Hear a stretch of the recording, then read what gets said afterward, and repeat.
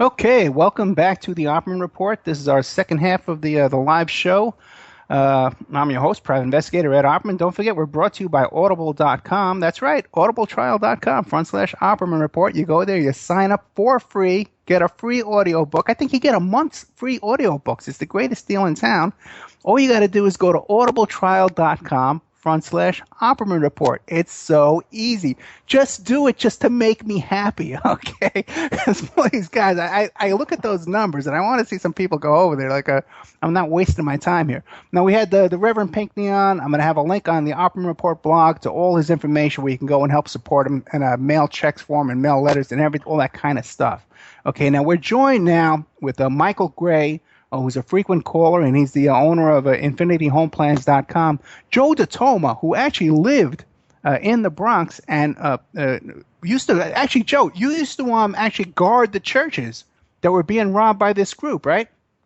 Right. We didn't realize there was that group, but we knew that people were breaking into the churches because back then they didn't lock up churches. I think they started doing it recently. Churches by consent were open 24 hours a day, and people were breaking into the churches and taking the communal hosts and not much else, but maybe sometimes a chalice if they could get their hands on if it was left out. But they were taking the hosts to be used in black masses. So we would stay up in the churches at night. They would ask us, a bunch of the young men in the neighborhood, how about taking turns? And we did. That's what we would do. Yeah. Then it turned out later that it looked like this group was the Process Church. Right. Now, we're also joined by Mike Marinacci, who was on a couple of weeks ago, and he's the author of those books, the weird, what's it called, Weird Stuff in California? Weird California, Mysterious California, Weird Hauntings, and I also wrote the foreword to Adam Gorightly's The Shadow over Santa Susana. Right, and we're all members of this group, on this Maury Terry group. Now, we're also joined by area code 504. Now, who's that? This is Sarah DeLand. Hey, how are you, Sarah? How are you? Okay, Hi, Sarah.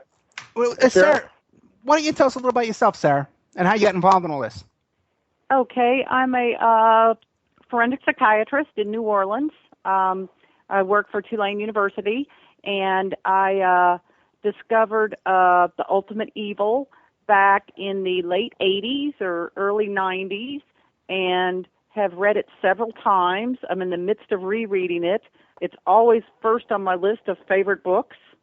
And so I was really happy when I discovered this group. Okay, and Mike, you want to tell us who you are and how you got involved in the group? Well, I've been interested in the Ultimate Evil and the Son of Sam case for quite a long time. I remember being 16 years old when it was happening, and even though I lived on the West Coast, it was very, very big news where we were. It was the commentary at the time I remember was fun. Oh, now New York's got one of these crazy cults too, killer cults too. It's not just California anymore. And I got involved with the group because I've really always enjoyed the book and always thought there was more going on behind Berkowitz than the official story says. And I enjoy reading the postings there and contributing what I can, and also sort of exploring the connections between activities in Southern California and the Bay Area and what was and is going on in the New York City region vis-a-vis the individuals and organizations that seem to be behind the killings and some other things. Yeah, and it seems like, that it's all connected, man. It's all connected to the Manson family, to even like the Temple of Set and Aquino, and they're all... These connections come up all the time.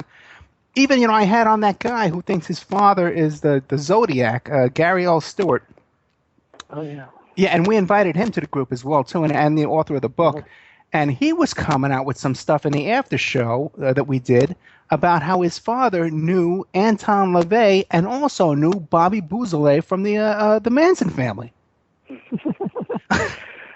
I know there was a fairly strong link between LaVey and Bouzoulet. I actually met and had dinner with Anton LaVey many years ago as interviewing him as part of my research, and hung out in the Black House, which is now gone. It was condemned and ripped down. I believe we've got condos there now.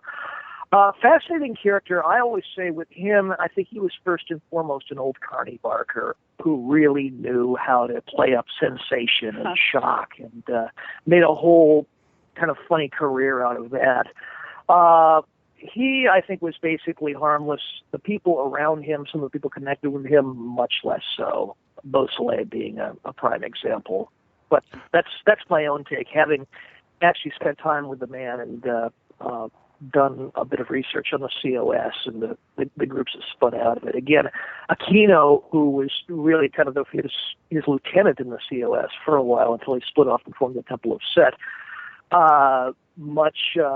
I don't know nearly as much about him, and what I've heard is a bit more disconcerting. But wasn't Anton LaVey? Isn't Anton LaVey's son? Doesn't he claim that he was castrated? I haven't heard that one. I know there's all sorts of stories and rumors about LaVey and the people around him and his kids. I have not heard that one. The other one that I heard was that his what was it? His son was he was actually the father of his daughter's son, or there was some incestual relationship going on, or something really crazy. And I really have not paid too much attention to the group ever since he passed on. It's in other hands now. I actually know a couple people who are card-carrying members, but generally it hasn't held too much of my interest since he hasn't been around anymore. So gotcha. I couldn't really tell you. Hey, Joe DeToma, can you tell us how you got involved in a group? In the TUE group, I read the book many years ago. Of course, having known Berkowitz as kids, we went to summer school together one year. He kind of hung out. He didn't really hang out with anybody, truthfully. I think, truthfully, that's how he wound up in Yonkers with this group of degenerates, because he had no friends in the Bronx. He's kind of standoffish. He was kind of nerdy, but with an attitude, No one knew quite how to take him. No one really liked him. Matter of fact, I was just talking to a friend of mine today that had him in her math class, and she said he always creeps her out. So having heard that, and then when the issues came up, I don't know if you remember the story, but one Halloween, the back window of my car got shot out. And it was right after I had a run-in with him and a couple of his friends, who I think were the Carr brothers. I was going on the Bronx River Parkway, and he lived near the Bronx River Parkway. And the back window of my car shot out. We found a 22 caliber from an M16 and among the shattered glass. And I said, what the hell is going on? I couldn't picture it, so, I just figured, well, someone just took a pot shot at me. Then the next year, the Son of Sam killing started, and then when it came out that it was Berkowitz involved in it, I said, shut up, bitch, that's some gun. Blew out the back of my window. So I was fascinated with it, and I got into it from there. Plus the Bronx was very weird back then. You're from the Bronx, you might remember. Yeah, from the Soundview Avenue in the Bronx, between the lower end. But that's right. Kind of where he lived on Stratford, so it was not far from you. But it was a weird feeling. There was a lot of odd things happening, finding pentagrams in the woods and, that kind of stuff. Right. Ever since I was a kid. And it goes back to when I was a kid in the early 60s. So it was nothing that just happened in the 70s when Manson showed up. It was when Berkowitz showed up. It was going back to the early 60s. We were finding dead dogs and pentagrams and all these odd places. I mean, whenever there was woods in a park, there would be carved out an area in the park where these things would take place. It was just an odd feeling, A lot of pedophiles. I mean, it was rampant with pedophiles. Hey, Joe. Yeah, but have you guys seen his latest interviews from prison? Do you think he's sincere that he's changed? And he seems changed. He doesn't seem, Well, he seems that but he also isn't talking. That's naming any names. Yeah. You would think if that's the case, I mean, his daddy's dead now. I don't know who he has to protect except his sister or his half-sister, who is also in a coven. Oh, really? Oh, I didn't know that. Oh, yeah. Well, tell us that. See, this is the kind of stuff we want to get into. Yeah. What do you know about that? I don't know much about it. She was a different group, I didn't hang out. See, I went to a private school in New Rochelle. I lived in the Bronx, but I went to New Rochelle. So, like, it was kind of a different group. I went hang out with them on the weekends, that kind of thing. So I really never knew her. I didn't really know him, except that I think he kind of had a crush on my first wife's friend. Well, wait a second, Joe. Now, his sister was they lived together, or she was in an adopted sister as well? I think she was his half-sister. But they grew up together in the same house? For a short time, yes. Okay, that's interesting. I think for a few years. I think Maury knows that story better. But I think they lived together for a couple of years. But I believe she was older. Yeah, I believe she was older. I think it is, having dealt with a bunch of people in prison for long periods of time, and some of them who have committed really heinous crimes. My brother actually was David Berkowitz's psychiatrist for one day up in upstate New York. But it's those long periods of time with nothing to do but think, and getting older and realizing that you've got to make the best out of this confined situation, and then you start thinking about what's going to happen at the end. Before I started doing this work, I was more skeptical than I am now of genuine changes. And I do think that there is nothing like prison and having done some horrible things in your life to cause someone to focus on trying to make some changes. So I think it's possible, just because of those circumstances. And I think he's kind of a guy that just is not a free thinker, I don't think he's ever been a free thinker. I think he's been very susceptible to trying to find something to belong to. Right. Well, I agree, because as a kid he didn't have any, we didn't know anybody he hung out with, There was no group of friends. Everybody had their clique. He didn't seem to have one. Yeah. Did you see the interview I sent you, Joe, and where he said his mother confided to a friend before she died that she didn't think her son loved her? Oh, no.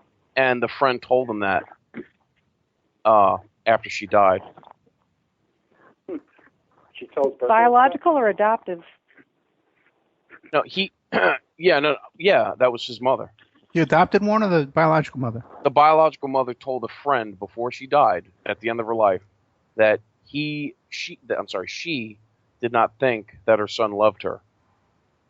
And he was shocked when the friend told him that. And he said, yeah, I love my mother, But, kind of interesting that maybe he didn't show her affection, or maybe they weren't, affectionate toward one another. Yeah. Yeah, I think he thought the same thing about her.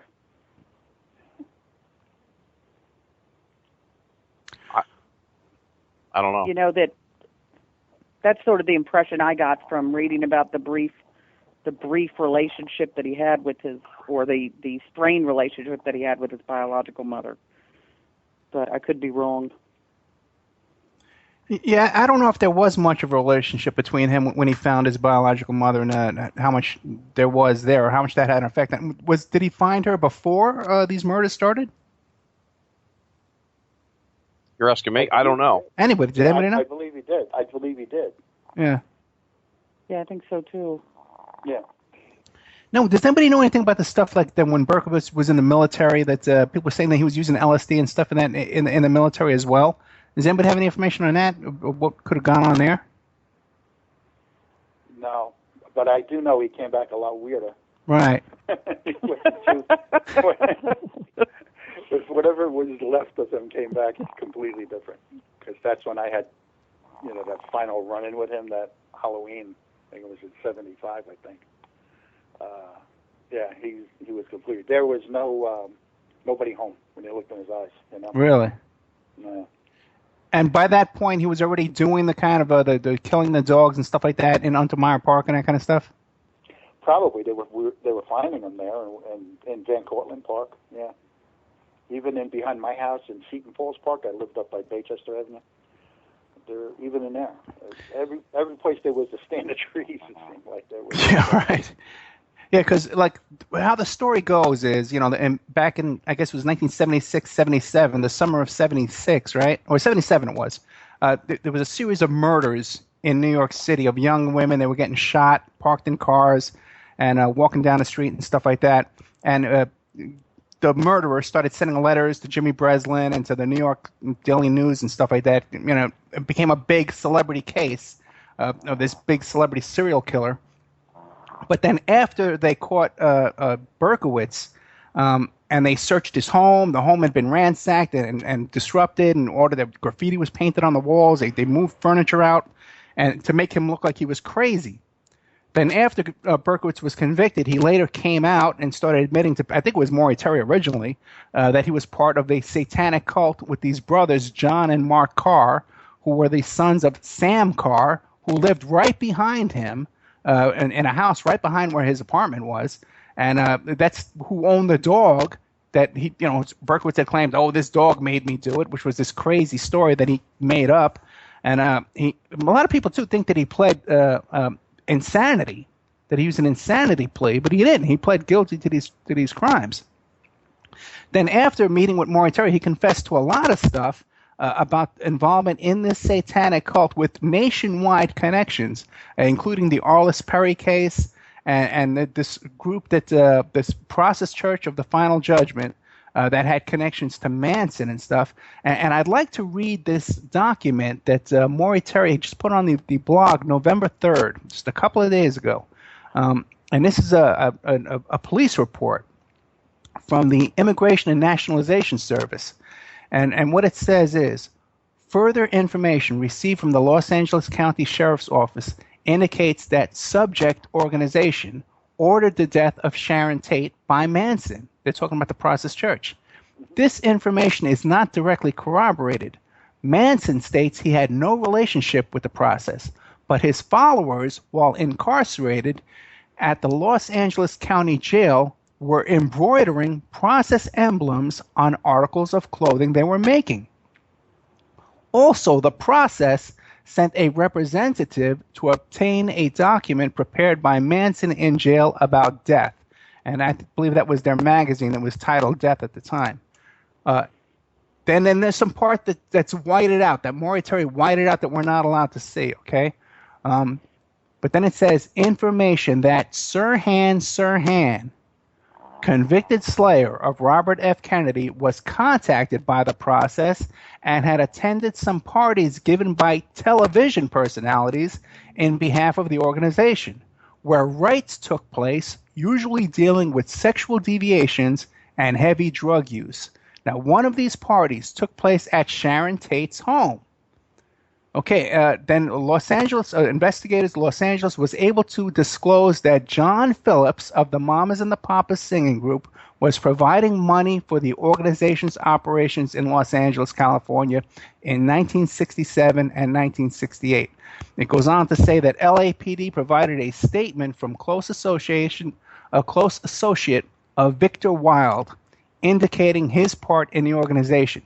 He is the organization's representative to the motorcycle clubs in California, which the organization intended to use to cause havoc and destruction in line with teachings of the organization. Wilde was made a high official in the organization by Robert de Grimson, who lived in Staten Island, by the way, in 1968 and has been since. And the rest of the document is whited out. Now, that's a pretty incredible INS document. Yeah, pretty. It goes to show you how much they knew way back then. Right. No one's ever done anything with it. You'd think this would be front page news. Yeah, it would be if you didn't try to hide. If you had something to hide, you wouldn't make it front page news now. Yeah. What was the point of killing Sharon Tate, though? Why was she targeted specifically? Well, I remember hearing that they had a party with a drug dealer the week before, and they beat the drug dealer, and the drug dealer had connections to the drug dealers of the Process Church, and they told Manson to make an example of everybody in the house. From what I understand, because the Frykowski guy was dealing drugs, he was using his girlfriend's money, Folger. Yeah. Mm-hmm. Abigail Folger. Right. And they used that money to, feed their drug cartel that they had going on. Yeah. Well, Mike, what is you're pretty familiar with the Manson stuff because you helped write the book for you wrote the foreword for the book the Santa Susana book for Adam Gorightly. What do you think was the motivation behind the Manson murders? I think there were several. I think number one, Manson was a frustrated musician who had been trying to make it in the business and had been pestering all sorts of music industry related people, particularly Terry Melcher, who was the previous resident of that house. So Manson was quite familiar with the house, the layout, the people that would hang out there, et cetera, et cetera. And I think he was just enraged at, part of it was he was enraged at the music industry and for rejecting him. I think part of it was the crazy helter-skelter stuff that he was using this very paranoid, apocalyptic scenario he was preaching to his people as a motivation to do the killings. And I think part of it did have to do with drug business and drug deals gone bad. All of the violence that had happened before, whether it was the killing of Gary Hinman in Topanga Canyon or the attempted murder of Bernard Crowe, aka Lotsapapa, in L.A., everything violent he did beforehand all had to do with drug deals gone bad. And I think there was enough evidence that, as we mentioned earlier, Frykowski and Folger had a lot of connections, a lot of business going on in that world. That I think that was a third motivation.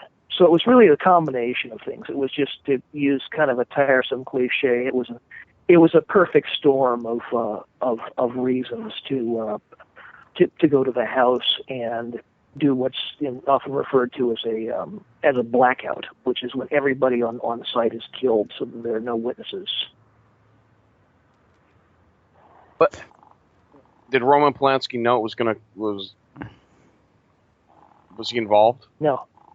I think he may have known something was going on, or there were some very untoward things going on. But he was, at the time, I believe he was in Europe working on a film, and I think he was not really connected with whatever happened. He may have suspected that there were some very unsavory things going on around that house and around the associates of his wife, but I don't think he was in a position to do anything about it or really know too much. And again, when the murders happened, he was in Europe. I always thought he was punished for revealing too much in Rosemary's Baby. I don't know about that. I've heard that, yeah. But I'll tell you this: it's very interesting that I interviewed Scott Michaels, who was did the documentary 6 Degrees of Helter Skelter. And in that documentary, he talks about how Polanski broke into Papa Phillips' house. He went to John Phillips' house, broke into his house to steal his address book to see if the handwriting in his address book was the same as the handwriting on the wall. So he suspected Papa Phillips of being involved. Oh, yeah, you guys wow. Oh, yeah. Yeah. That's a great documentary. Yeah. I know that I keep seeing John Phillips's name pop up in all of the things having to do with the Manson case, and of course with Dave McGowan's various writings about Laurel Canyon, the whole scene there. And most recently, of course, he's been dead for quite a few years, but most recently there were the revelations by his daughter Mackenzie that they had this very long-term incestuous relationship. And I've read his memoirs and read a lot of the stuff about him. I always thought Philip sounded like a bit of a scumbag, but that kind of clinched it for me, reading that. So I'm not surprised at all that he just seemed to be connected with such sketchy people and scenes around there. Well, that makes a whole lot more sense, the issue with Mackenzie Phillips and her father, than sort of the original story of just that she was completely left on her own and somehow managed to get into all of these parties and drugs and sex things, and it was sort of almost implied that it was just pure, you go out and do your thing. It makes a whole lot more sense that her father would have been involved in introducing her to.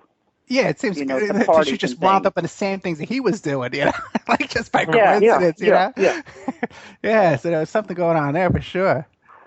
Which is so creepy too, because if you see her in American Graffiti, all her scenes in that movie are pretty creepy to begin with. Mm-hmm. Well, she's very androgynous for one thing. She really is dresses and looks and talks like a teenage boy, and I always thought that there was something very off about that. Particularly when it takes place in 1962, before the sexual revolution and gay pride and what we've got now with transsexualism and whatever. This is just very strange, this character. How could she not be? Yeah. Right. Yeah. Mm-hmm. Well, there's a whole theory about how the Laurel Canyon groups are connected, like Dave McGowan's work, which I happen to think is fascinatingly possible. And they're all related to military and the, higher ups in government. And they indoctrinate their kids. Pedophilia, incestuous pedophilia, is a way to break down a kid's mind, ego, so you can mold him or her into another personality. You know what? Yeah, I've had McGowan on 3 times now, and I definitely agree with almost everything he says. Even some of his other conclusions on other things, I think he's tuned into something. He's on the right track on a lot of stuff. And another thing, too, I see about him, it doesn't seem like he's being propelled out there to shoot his story at us in some kind of controlled fashion. It seems to be coming out of his own head, from his own brain. And he's not some kind of controlled opposition that we need to be worried about. Well, at least I hope so, because I've been endorsing him all over the place. So, yeah. But again, you have these connections all over the place. I think, as I mentioned to you in a private phone call, a very close friend of mine of college, McGowan was her boyfriend in college. Oh, really? And she just met one day out of nowhere. She said, "Mike, have you ever heard of David McGowan? He's, you'd like him. He's very much into this conspiracy stuff." What? That Dave McGowan? Yeah.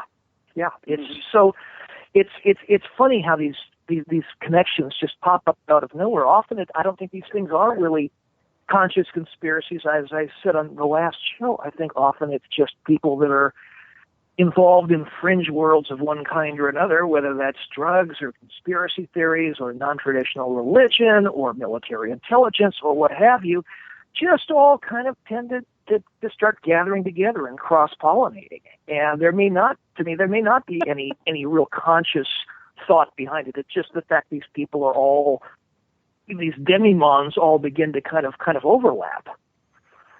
But I don't know. I keep an open mind.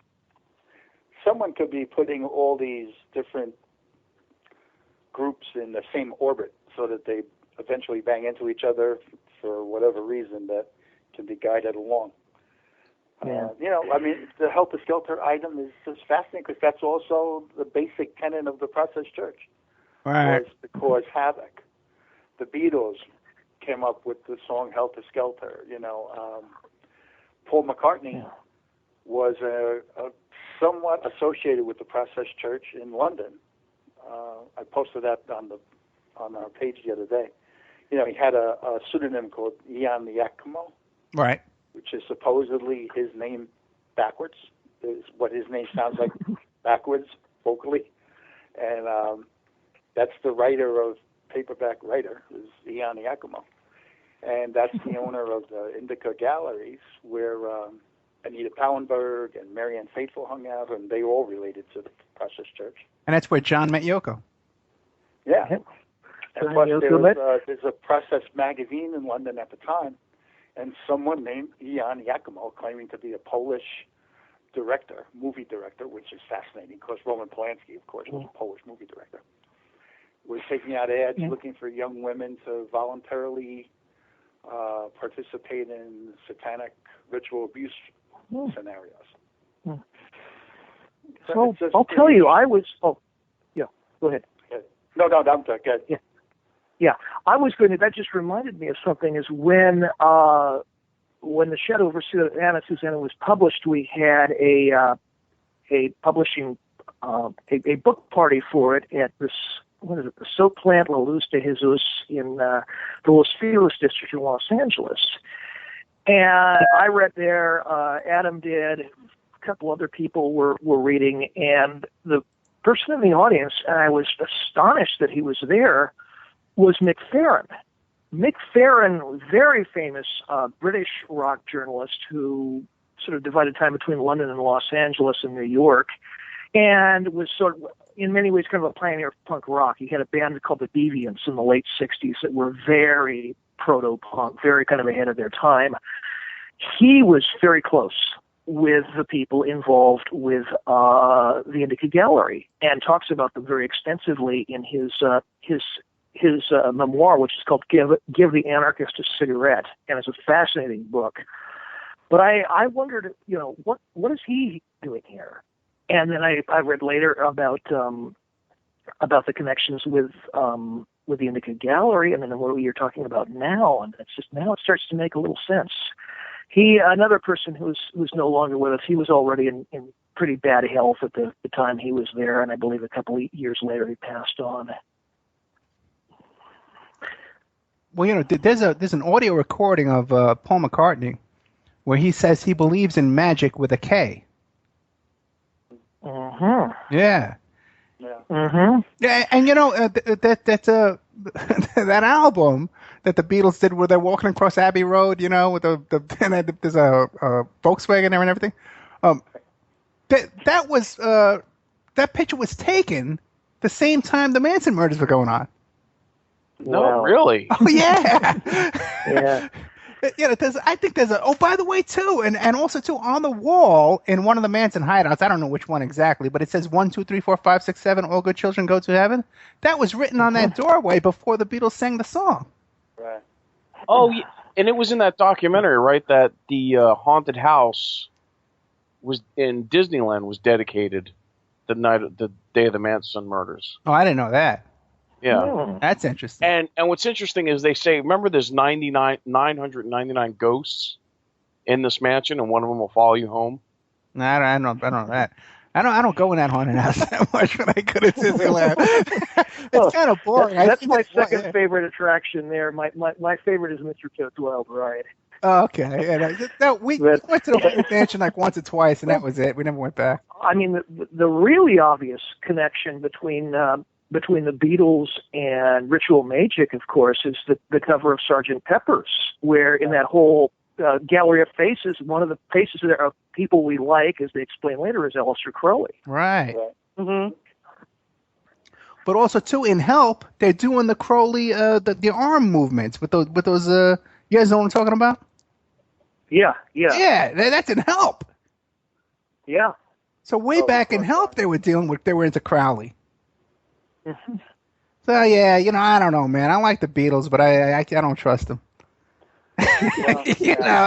We can't, Well, half of them are dead now. Yeah, and they called it the British invasion.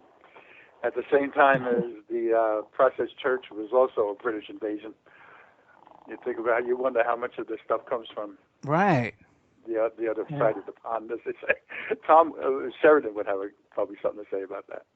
Yeah, unfortunately, I don't think he's coming on because it's really late over there, and I think he's asleep. Yeah, he's not on. Yeah, too bad. But we'll do another one. I was even thinking maybe we should because Chet Walker, that's his name, right? Chet Walker. Chet Walker. Yeah. He was saying what we should do is go through one chapter per show. Yeah. And do like 20 shows on this, and I'm on a lot of nights of the week, man. We can go on live like one night a week on one of these stations and just devote it just to this topic, man, and really go through the book and really get this information out there. Because if you think of it, if this is true, and it does seem to be, it's earth-shattering information, because even this Process Church, man, goes way back, this connection to the Kennedy assassination. Because the same lawyer in New Orleans that incorporated the Process Church also incorporated that group of bishops. I talked to you about this, Mike Marinacci, right, the other day? Oh, yes. Yeah. One of the independent Catholic churches there, Yeah. The Episcopi, I forgot that. The traveling bishops. Yeah, wandering bishops. Yeah. Yes.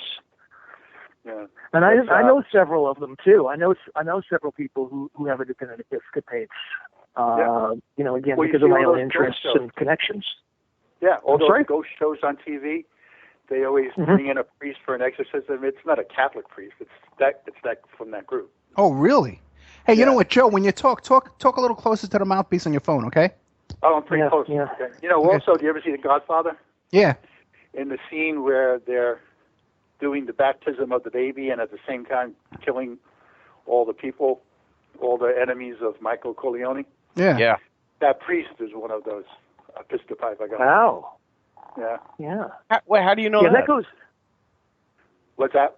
What you mean, in the movie or in real life? The priest in the movie. No, the priest in the movie is an actual priest of this church, of this. Oh, yeah. And again, the George Lucas and what's his name, the director of that movie, Francis Ford Coppola. Right. Interesting, Francis Ford Coppola's son was beheaded. Right. Yeah. Did not know that. Yeah, tell us that story, Michael. Me? Great, yeah. Orion O'Neill's son. Right. Ryan O'Neill's son were on a speedboat with and they were just boom, zipping around on the water. Right. And they were, I guess, Ryan O'Neill's son was drinking, and there was a boat tugging another boat with a wire, and they didn't see the flags, and they went through the boat, and the wire just took the kid's head right off. Yeah. Wow. I remember that story, but I had forgotten that it was Francis Ford Coppola's son. Yeah, Francis Ford Coppola's son. Yeah. Yeah, that whole family is very... Yeah, Nicolas Cage, man's involved in all those New World Illuminati movies and stuff like that. And, isn't it funny that Nicolas Cage, he got duped out of all his money? Yeah, that usually happens too. Just like Kevin Bacon and Kirsten, and now he's got to do all these crappy movies because he's broke. Well, that's the way to keep them in. That's how you keep them under their wing. Yeah. Yeah. That and there's a lot of those. Not to keep looping these things together, but there's a lot of people whose careers suddenly take off after they lose a child. Right. Or there's always a death around them. Like even Lady Gaga, her musical partner, got thrown out a window. Right. Before she became famous. And look up Ashton Kutcher's brother. He died. Right. Right. We were talking about Joan Baez on the website the other day, and her sister was married to Farina, who was another folk music singer, who was probably the only person that could have given Dylan a run for his money, Richard Farina. Yeah. And he died mysteriously in a motorcycle accident. The same time that the Crossroads album came out, where Dylan kind of said that he may have sold his soul to the devil. Selling your soul, you're supposed to do it at a crossroads. I don't know if you know that. It's an old tradition, but you're supposed to go to a crossroads to sell your soul to a devil at midnight to 3 o'clock in the morning. And that was always attributed to Robert Johnson. He'd done that, the old blues man. Yeah. Right. And it's funny how the only person who and everybody ever thought, and they were all friends, Joan Baez and Dylan and Mimi, Joan's sister, and her husband, this Farina. But he was the only guy that they said had a chance of giving Dylan a run for his money. And, Did you say Joan Baez, right? Joan Baez. Yeah. Yeah. There's a song, one of her songs. I don't know the lyrics to it, but basically, you could tell she was a victim of Satanic Satan. ritual abuse. Yeah, that's how the topic came up. Play me backwards. Yeah. Right, yeah, right. I'm looking for it right now, and I'll read some of the words if I can find it. There's a man from Mexico win scarlet and prick a finger and blood. Yeah. It's pretty Play graphic. me backwards. Yeah. And when you think about they bring Mexico into it a lot, and when you think about the farm that they found in Mexico outside Brownsville, where they found dead bodies of almost 200 students that were missing, and everyone always wondered why George Bush, one of the richest families in the world, why George W. Bush and Lauren Bush decided to live in Brownsville. Brownsville is just over the border. It's a few miles from this town in Mexico, Matamoros, Mexico. Right. Where they found the satanic cult. Yeah. And this guy was supposedly performing satanic rituals because he was a drug dealer. And these rituals were supposed to keep his drug dealers invisible to police. Wow. So they could travel and sell drugs and right under policemen's noses and no one would see them. So they were killing all these students. And it was said that George W. Bush belonged to that cult. Well, the suppliers of the cult were Henry Lee Lucas and his partner, Otis Toole. Otis Toole. Mm-hmm.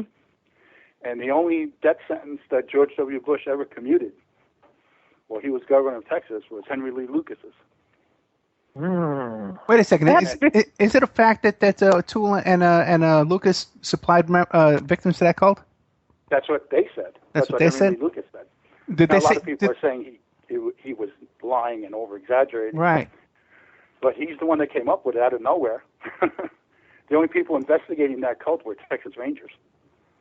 I think it's real interesting that that they whoever they are in quotes right.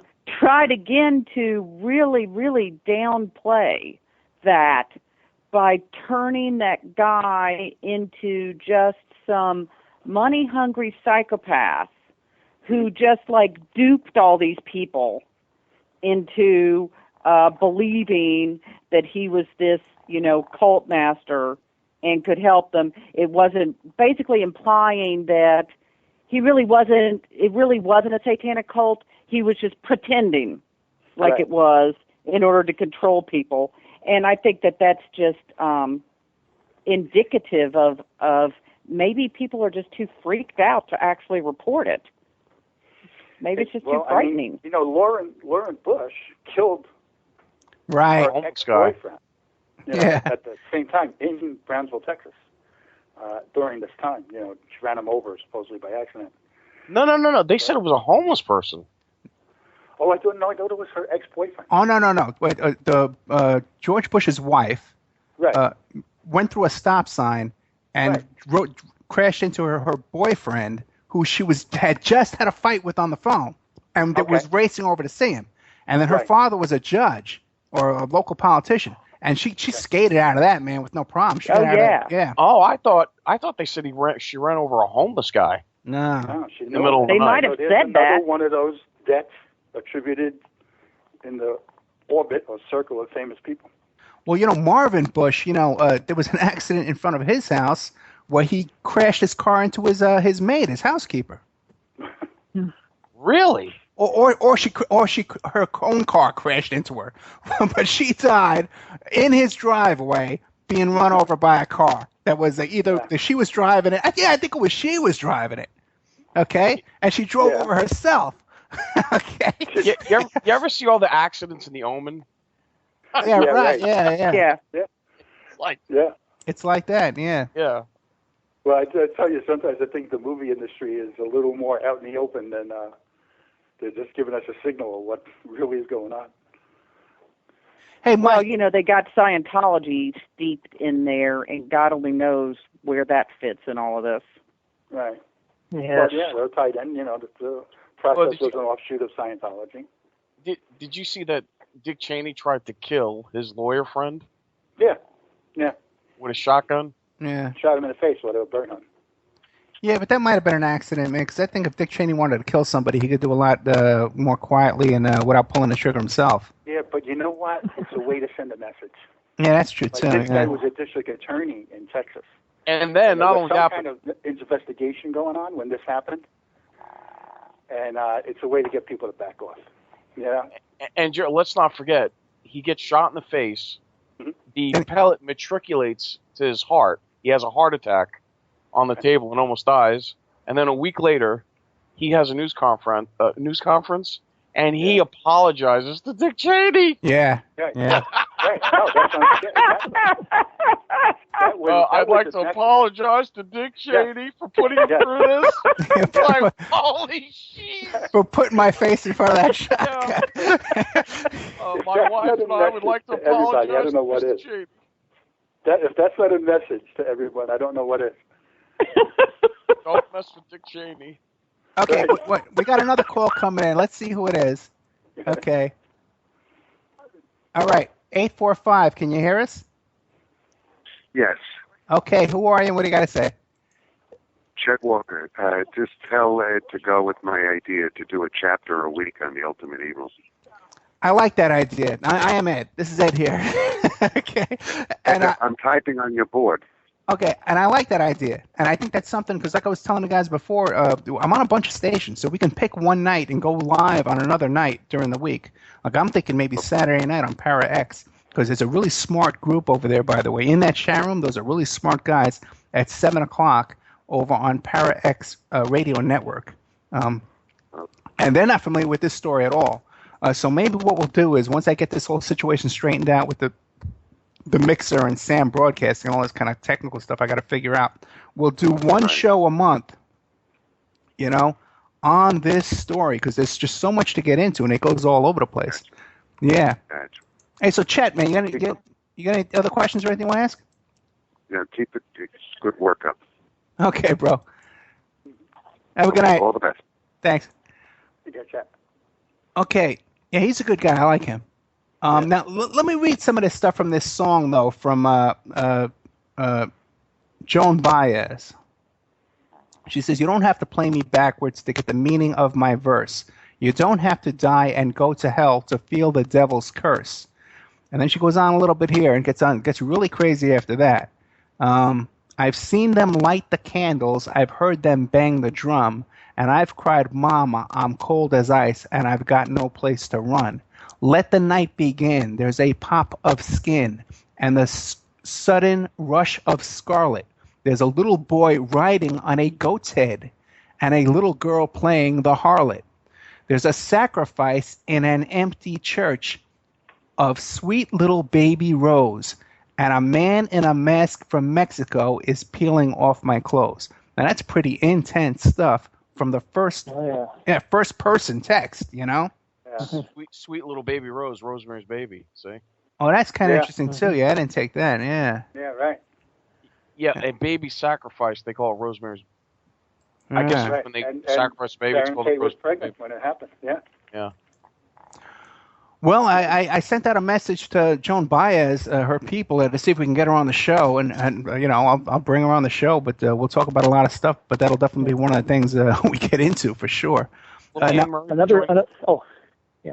I was going to say about the Rose reference. In some occult circles, the first the symbolic drawing of blood in a like a blood brother ceremony or something like that. When you get that first symbolic few drops of blood, that's called the Rose of Mysterious Union. And there's a song by the Doors, Jim Morrison, where he uses that phrase because he was actually involved with a Wiccan woman involved in white witchcraft, and I think he'd learned that phrase from her. That's interesting. Yeah. Now I got a question here. It says, "Ask Mike Marinacci about the connections of Manson to the Mafia via the Auto Rings, the Whiskey a Go-Go, and the Roxy, and Lino LaBianca's Little Black Book, if you can." I don't really know too much about that. I know that there are rumors that LaBianca was involved in some of their doings in L.A., At the same time, I've heard objections to that. Well, and being of half Italian descent, I understand this as well. Well, they just say that because he has his Italian last name. There's no real proof. The nightclub scene, all that, yeah, that's been in West Hollywood, the Sunset Strip, that's been dirty for many years. And if you want to read a really creepy account of or case that I've just always wondered what the hell went on. This was actually several years before the killings, and that was the very mysterious death of Bobby Fuller, who was the Texas-based rocker who did "I Fought the Law" and a few other songs. He apparently had gotten on the bad side of some people in the nightclub owners and people in that whole scene in L.A. and died under very strange circumstances. I can't really give you the details right now. I don't remember all of them, but it's about the weirdest death in rock and roll I've ever seen. It was ruled a suicide initially, even though he had obviously been beaten and things had been done around the scene that would just a suicide would not do. So that's one I've always wondered about in that particular milieu. But Manson's actually very early in his life in prison, it's his biographer said that I forget which mob figure he was, but the mob figure kind of took him under his wing when he was a very young man in the joint and taught him some techniques of how to manipulate people and intimidate them to get them to do what you want. So that's the extent of the connections there that I'm really aware of. I'm sure there's other people that could describe it in much more detail. But it's funny mentioning the whole West Hollywood and club scene, because there's that immediately reminded me of the Bobby Fuller case. And of course, if you want to talk that more years after that, of course, you had the famous Floor on the Floor murders involving John Holmes and that whole scene, and which were laid at the feet of Eddie Nash, who ran the Starwood and a bunch of other clubs there, and was just a really very, very powerful and very feared independent mob guy. And he wasn't Italian; he was actually Palestinian, but was just kind of an independent operator who just built up a lot of juice and a lot of power over the years. And, feared by everyone.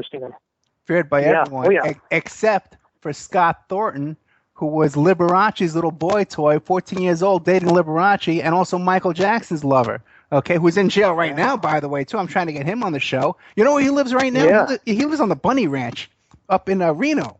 Okay, they got a hold. Yeah. What's his name? Got a hold of that guy, Hoff, Dennis Hoff. Yeah. He lives over there with Dennis Hoff in the Bunny Ranch, and Dennis Hoff was down here, but he lives at Dennis Hoff's Bunny Ranch. I'm trying to get him on the show, but he's in jail again.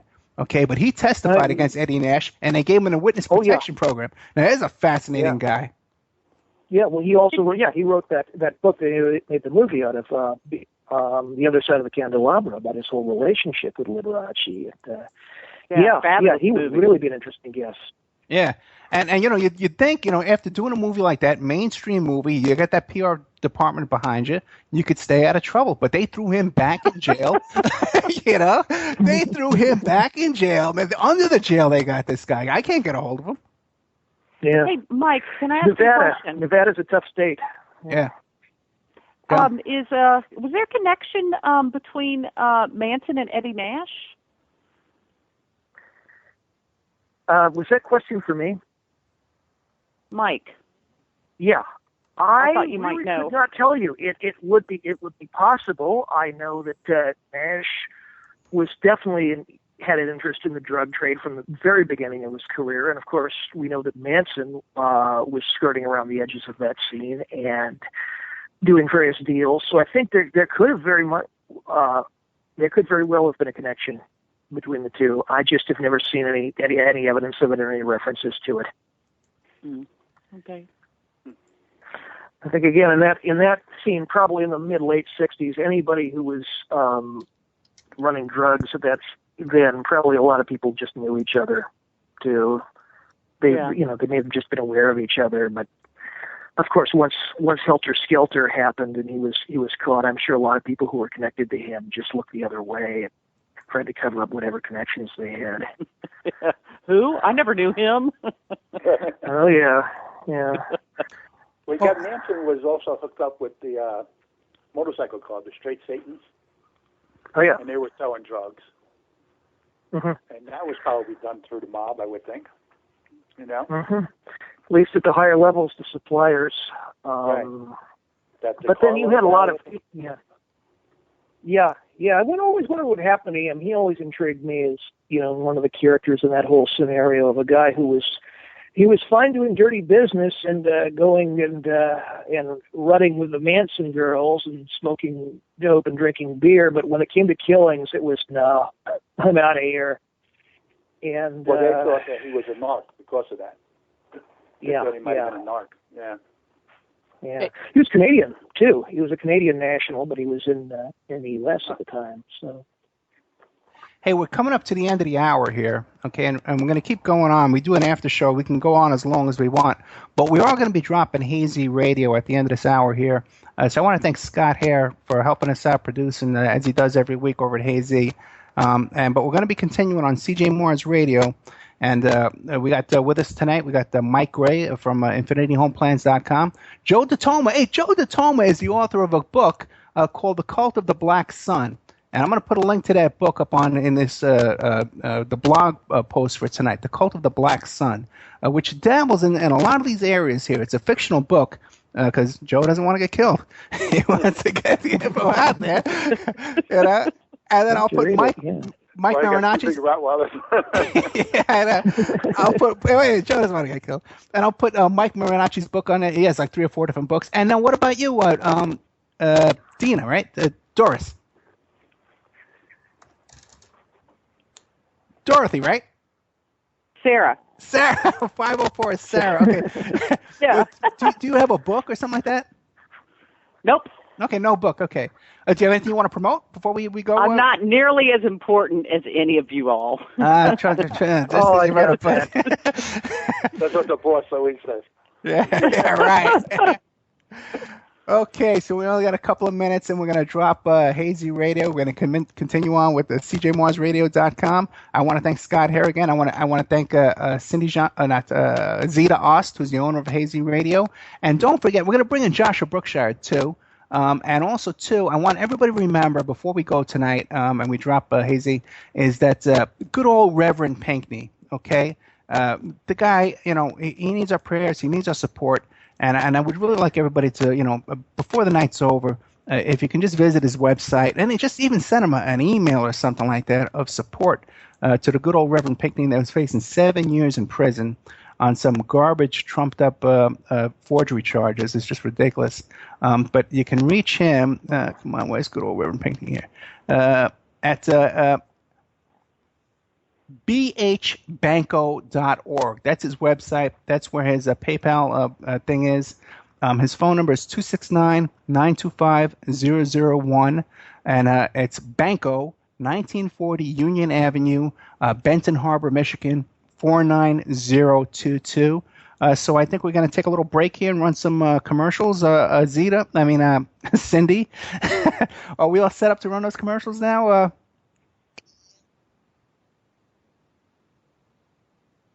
Okay, great. Thank you. So good night, Scott. Good night, Zeta, over at Hazy. We'll see you guys next week. Next week, we got a really good guest. It's another weird California kind of guy. I forget his name at the moment, but it's going to be another one of those kind of shows. Yeah.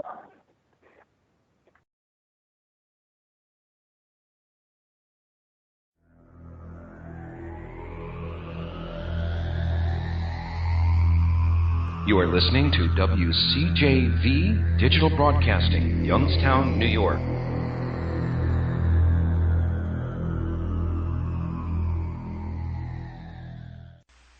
If you're looking for essential oils, stop by and check out Essentially Tammy on Facebook. She is Young Living Essential Oils Independent Distributor. These 100% therapeutic-grade oils help support the body's natural functions. You can click on her website posted on Essentially Tammy, that's T-A-M-I, to see the current deals and check out the benefits of oils such as frankincense, joy, valor, lemon, thieves, panaway, and many more. Email Jocko Tammy, that's Jocatami, @yahoo.com or call 352-239-8546. That's 352-239-8546. Hey, don't forget good old Amanda at Pacific West Bamboo. Pacific West Bamboo, 503-839-8126. You can reach her at demroots@oppermail.com. Pacific West Bamboo, your #1 source for timber, construction, and craft-grade bamboo poles, plants, products, and more. They specialize in eco-friendly reclaimed wood products for the home and garden. They're located in Portland, Oregon, servicing the Northwest for over 10 years. They can be reached at 503-839-8126. That's 503-839-8126. Her Facebook page is Pacific West Bamboo. They can and do ship nationwide, and they're currently getting a new line of bamboo flooring, veneers, and laminates made from Guadawa bamboo, one of the world's strongest bamboos, grown and produced and manufactured in Central America using only economically and environmentally friendly practices and standards. Good old Mike Gray at infinityhomeplans.com. Check out Infinity Home Plans and Design Services, your resource for 3D and 2D draftsman services. They offer a multitude of products, including stock home plans, 2D digital drawings, 3D models, renderings, and more. That's infinityhomeplans.com. Hey, don't forget emailrevealer.com. That's my website, emailrevealer.com. And we offer all different kinds of services. Current place of employment locate. Let's say you're trying to locate where your ex-husband or your ex-wife is working so you can collect on child support.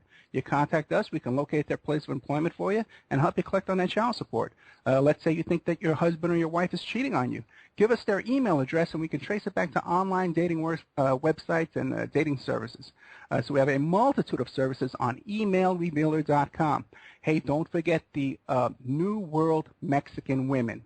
Okay, now just Google New World Mexican Women. You can find their book where they first describe their love letters to their men and their sons and their uncles and their brothers who have traveled from South America to North America to work as migrant workers.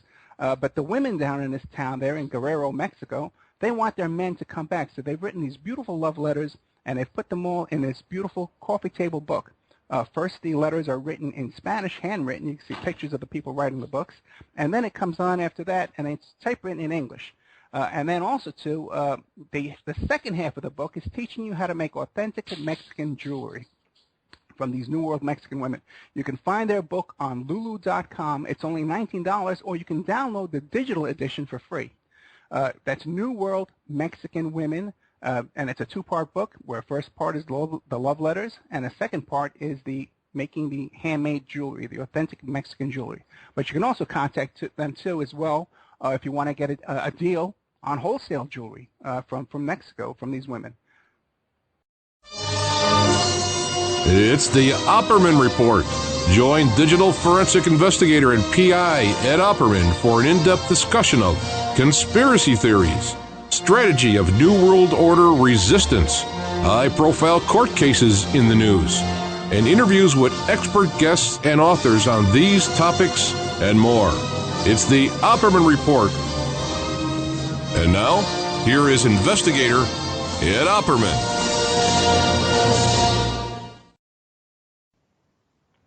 Okay, welcome to the Opperman Report After Show. I'm your host, private investigator Ed Opperman. Don't forget that the show is brought to you by Audible.com. You go to audibletrial.com/Opperman Report, and you sign up for free, and you get a free audio book. It's free for the whole month. You can get free books almost every day.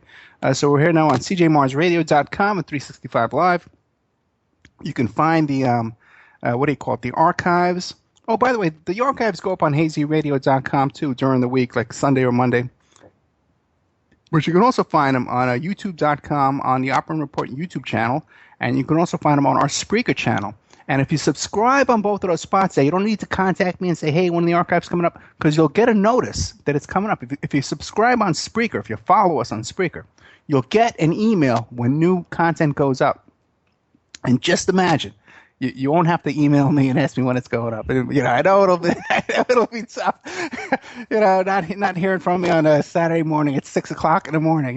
When you want to email me. But we've been joined by Joshua Brookshire, who's sort of an expert on Manson, and he's from the band Bookhouse. Hey, Josh, are you playing anywhere this week? We're playing next Saturday in the Washington, D.C. suburbs of Arlington, Virginia. What's the name of the club? It's a record store. We're playing a record store show at the CD Cellar in Arlington, Virginia. Ah, very good. Okay, now before we get to Josh, now Joe, you were just telling us some stuff about Sirhan, and we were talking about his psychiatrist was the same one. It was Berkowitz's psychiatrist. Well, actually, yeah, two of them. There's Bernard Diamond, who was one psychiatrist, and another one in New York City was a Schwartz. I forgot his first name.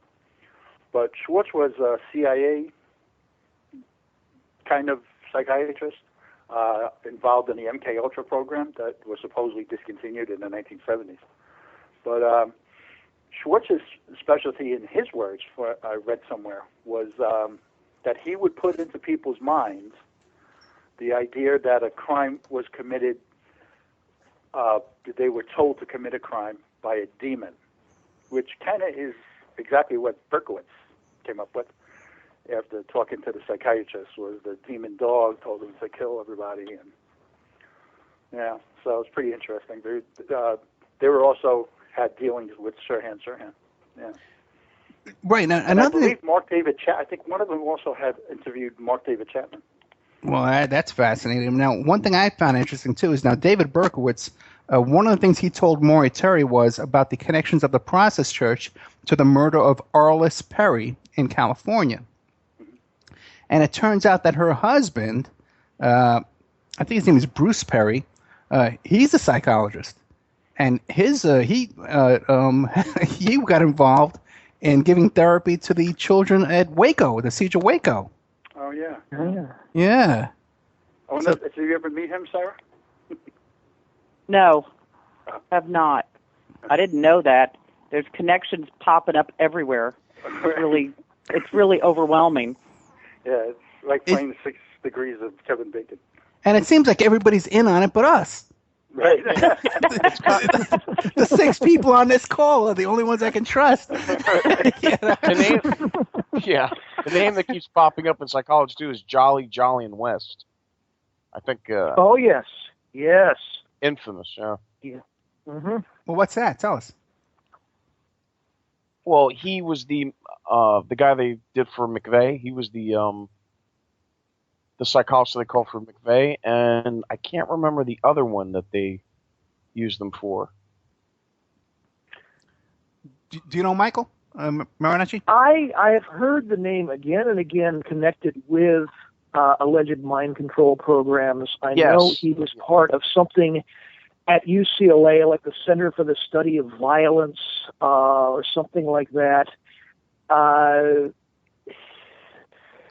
recall that he had connections with the JFK. I'm sorry? With Cameron up in Titanic guy? Canada. No. Oh. No, just a really brutal Canadian psychiatrist who did all sorts of awful things. Yeah. Wasn't he also Jack Ruby's psychiatrist? Yeah. Mm-hmm. Yeah, thought so. I thought that name sounded familiar. It's kind of interesting too that the Church of Scientology has that group that hates psychiatrists. Now what do you think the motivation behind that is? Because if they got all these psychologists on their, obviously working on that team, why would the Scientologists be out to discredit them?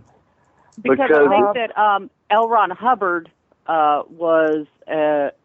appears, from what I've read about him, to have suffered from bipolar disorder and had these really manic and psychotic episodes, and ended up being hospitalized more than once, and was adamantly angry then and in denial of the fact that any type of mental illness existed, and it was all an evil plot dreamed up to control people.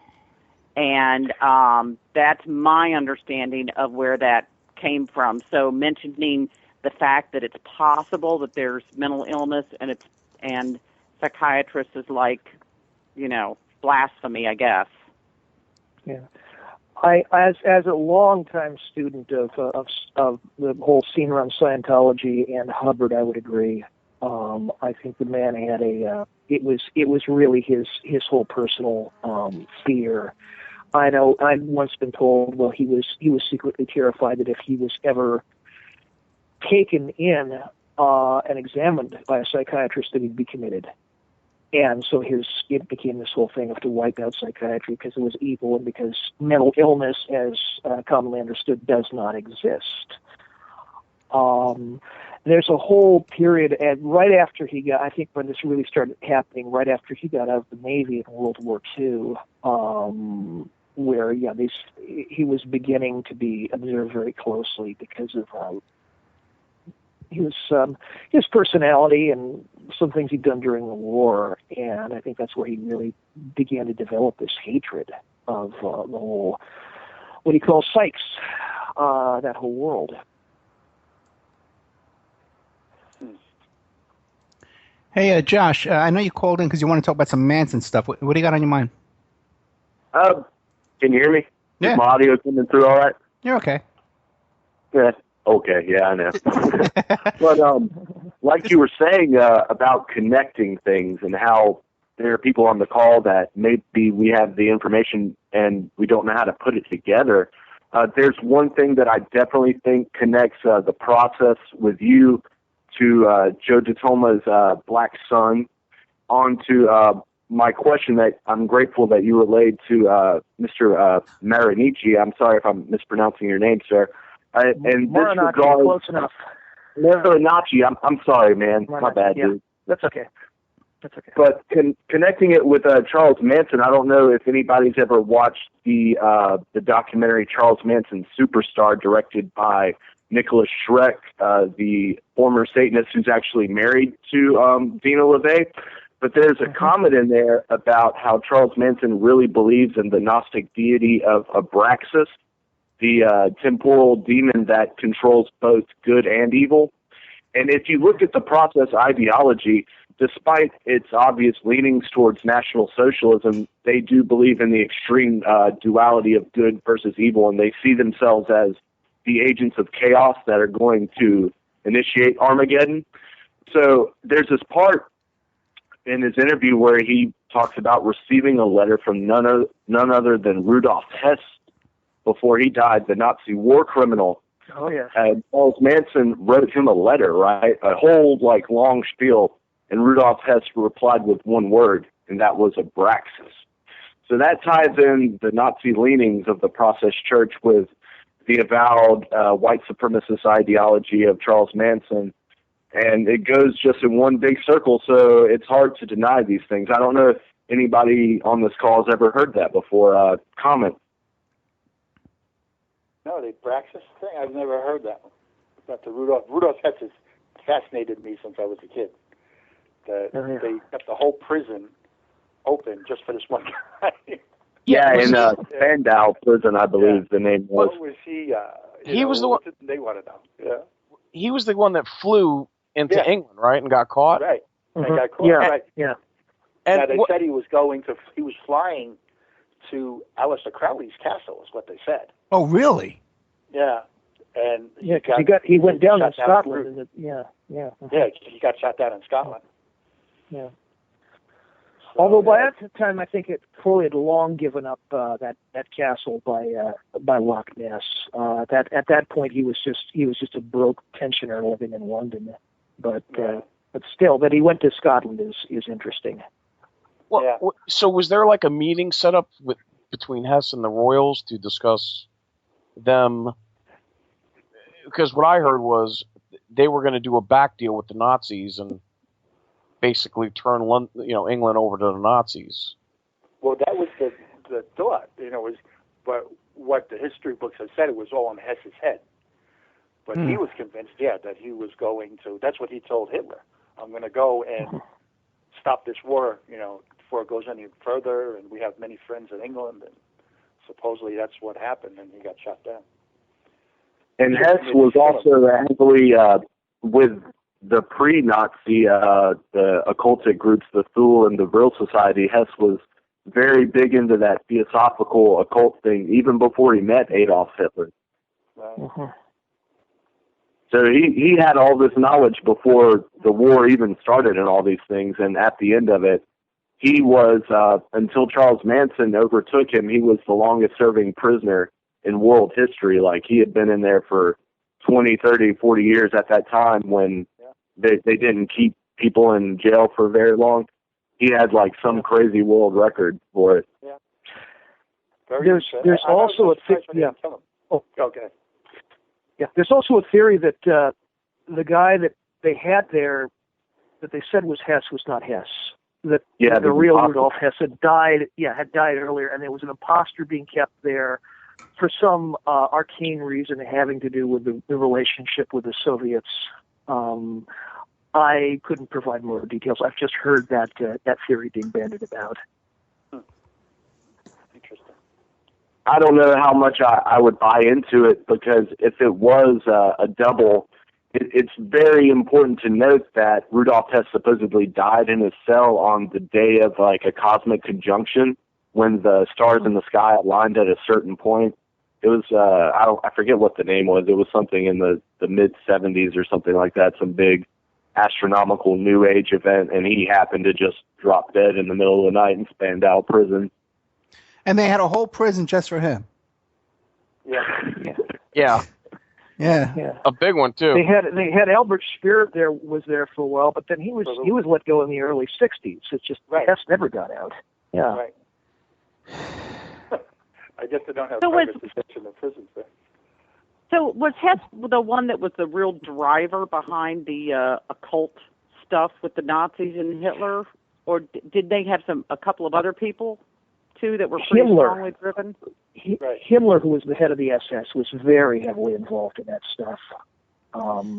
Very much a mystic, and was involved in revival of Norse and Germanic paganism, and using the symbols and much of the National Socialist symbology, and also very much into the whole mythos around the Knights Templar, and that the SS were the new Knights Templar, this new knightly order that was going to cleanse the world of evil. And he was I think one of the big movers of that whole aspect of the Nazi experience. Whatever happened to Martin Bormann? I can't remember. I forget. Well, it depends on who you talk to. Some people think he died in the bunker, near the bunker in Berlin, and then there's others that think he escaped to South America and lived there into the 1960s or 1970s. I was just looking this up about the Hess, and it says that he tried to get out of prison, citing overcrowding, and he failed every time.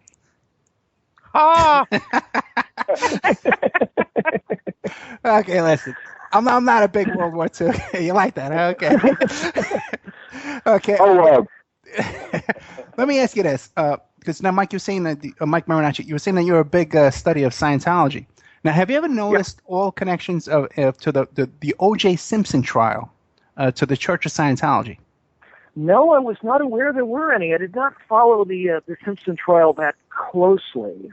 I know that any time you're involved in Southern California, in Hollywood, in LA, whatever, with the entertainment industry, sooner or later you're going to run into the Scientologists. They have a very big presence there, and I think that's why there has never really been a TV show or movie made that's been an expose of them, or an accurate biopic of Hubbard, who was an absolutely fascinating character. I mean, they kind of did a sort of half-assed one with that movie, The Master, with Philip Seymour Hoffman and Joaquin Phoenix. They kind of lightly based on Hubbard, but really there was 1/100th of the craziness of his life that made it into that film. And I was very disappointed when I saw it, even though I thought both Hoffman and Phoenix were terrific actors, and was very sad to see Hoffman go so early. He was one of my favorites. But no, I think that's just a function of any time you're in the entertainment business around there. They have infiltrated it very, very heavily. Yeah. Do you think Hoffman was bumped off for portraying their Messiah? No. I heard that, but I doubt it. I think he was just he was somewhat like somebody like Johnny Thunders of the New York Dolls. He was a reformed junkie, a reformed addict who decided he could have a little bit for old time's sake, and his body wasn't up to it. He just failed. If I may, I'm sorry for cutting you all off. If I may interject, it's interesting in that movie that the to beg the pun, the act that substitutes auditing in that film in Scientology is called processing. At the end of the movie, Philip Hoffman and the lady that plays his wife, they're located at a school in England.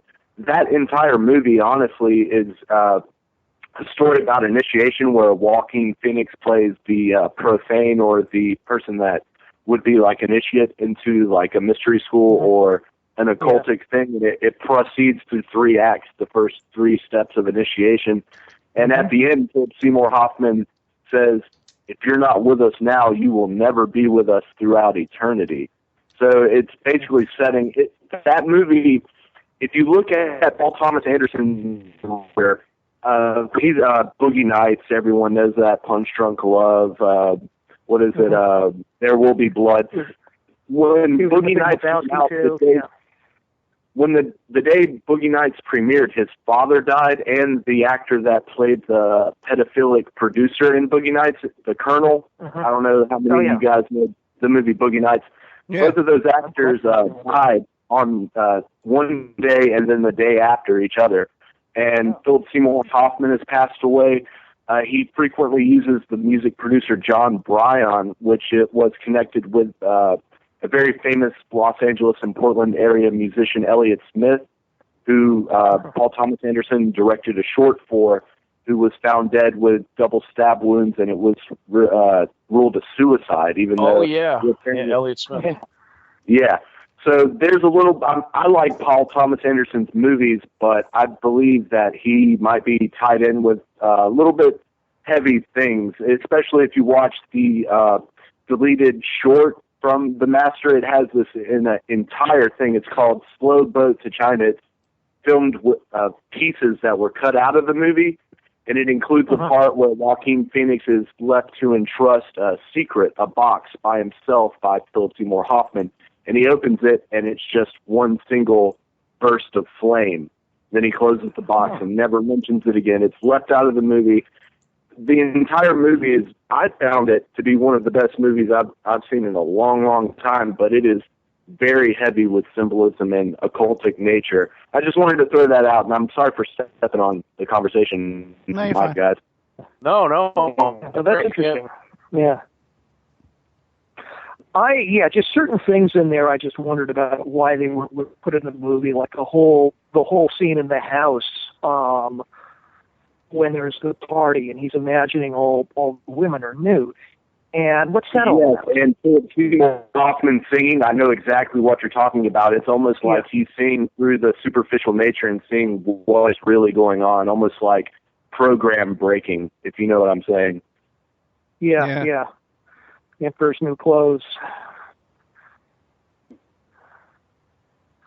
The Scientologists are, they have their whole cadre of thugs for when they do things that people don't like. And I only know this because I have a psychiatrist friend who was involved in testifying in a case that had some Scientology ties.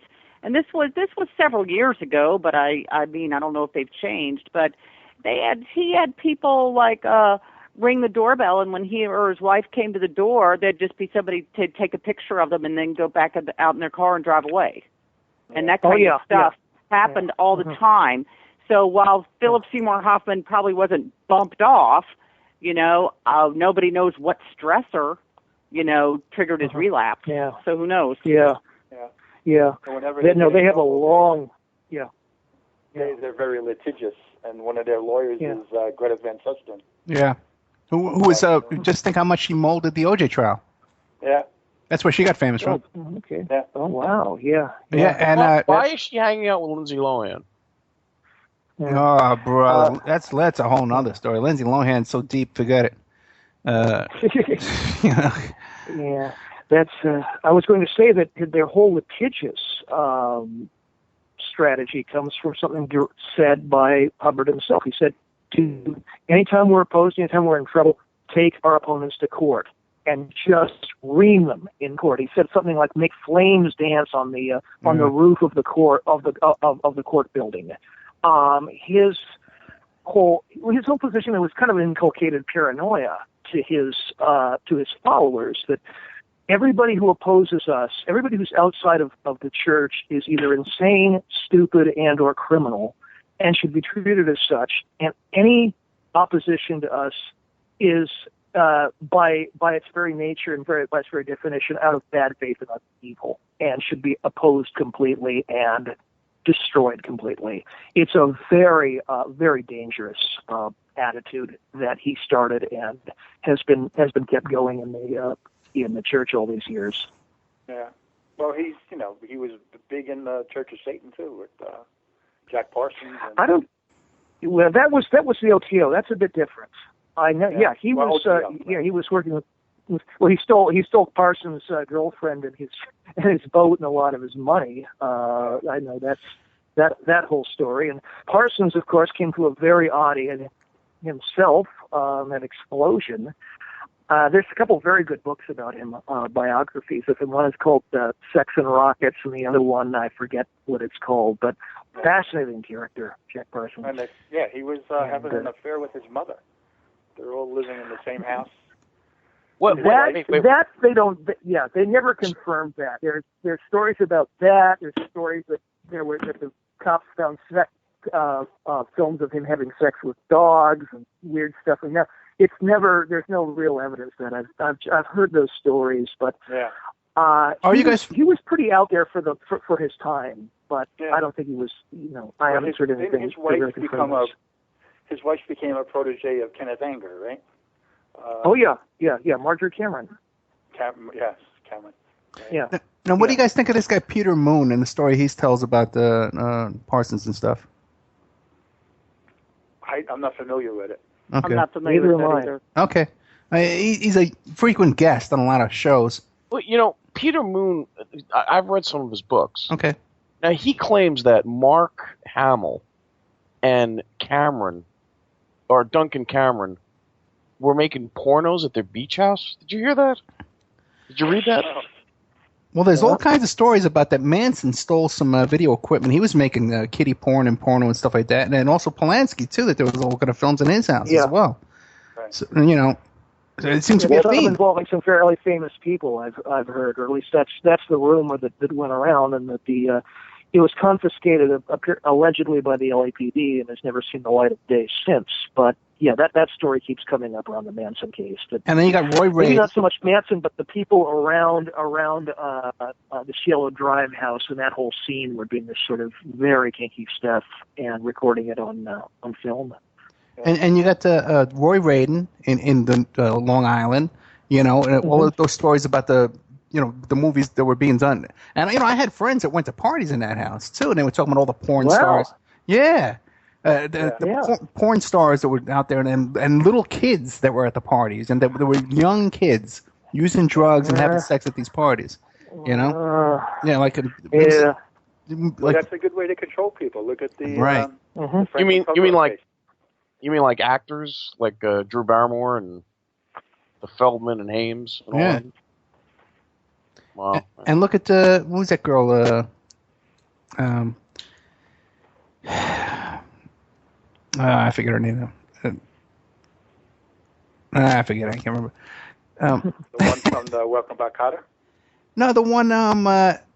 Oh no, not Melanie Hollow. No, not her. But the other one, the one that she was in a movie Pretty Baby with the. Oh yeah, Brooke Shields. Brooke Shields, right? Brooke And yeah. somehow, some way, got taken under the wing of Bob Hope. And was involved in everything with Bob Hope, every Bob Hope special, Bob Hope tours and stuff like that. What was up with that? There's a lot of stories about Bob Hope and MK Ultra program. Yeah. Not even to mention Blue Lagoon. I mean, that's basically sanctioned child pornography. I mean, no offense to everyone involved, but really that is underage child nudity. Well, her first movie was Pretty Baby, which played a teenage prostitute. 70s. It was a different time. And, now forget ever doing something like that again. But really, this stuff was fairly common in the 70s. It raises its ugly head every few years. They try to get it to look more normal. Look at this. The woman That's true. Girls. What's her name? Mm-hmm. The land. Lena Dunham. Lena Dunham. Yeah. I'm sorry. Yeah. Do you all remember those? Do y'all remember those Calvin Klein ads? Yeah. That came out in the late 90s. Oh yeah. With the guy going, how do you look? Why don't you smile? Thought that was like the creepiest thing I'd ever seen in my life. Yes. Well, one thing I was going to bring up before when we were talking about the death of Philip Seymour Hoffman, the heroin overdose. Now, what about this whole story about Heath Ledger when he died of an overdose, and that the Olsen twins had? Do you guys know this story? That they had their own Blackwater reaction team that went in there and cleaned up the house. They had mercenaries. That the Olsen twins have a team of mercenaries working for them. They're billionaires. Yeah, they're billionaires. Yeah. Well, they're called cleaners. You know what I'm saying? They're called cleaners for a reason, bro. You got to remove that evidence from there. And then what goes on to happen? You see a million Joker memes around everywhere. You know what I'm saying? And everybody. Right, You in Las Vegas, you know what I'm talking about, man. It's at one point I'm not really like a conspiracy person, but some of this stuff does tie in a little bit too much. I'll tell you this, my former partner was NYPD Harbor Aviation, okay, and these were all guys that were ex Navy SEALs and stuff like that. These were really elite cops, they jump out of helicopters, they dive into water, they save people. They save that plane Sully landed the plane in the harbor there, all that kind of stuff. Yeah. They rescued the people off the top of the World Trade Center. Now, they used to recruit. My partner used to recruit guys for Blackwater. Now, did you guys know that what's that guy?